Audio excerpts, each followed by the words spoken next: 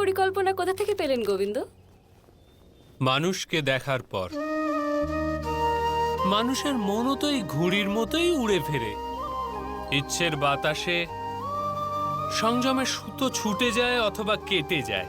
মন তখন ইচ্ছের ঝাপটায় টাল মাটাল হয়ে যায়, ভব ঘুরে হয়ে যায়। আরে ওই দেখো নকুলের ঘুড়ি।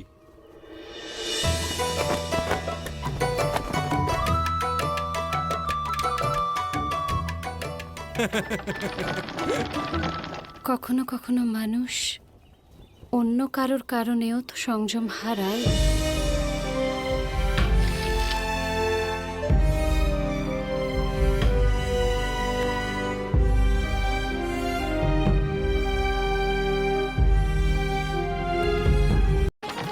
এই ঘুড়ি তৈরির পরিকল্পনা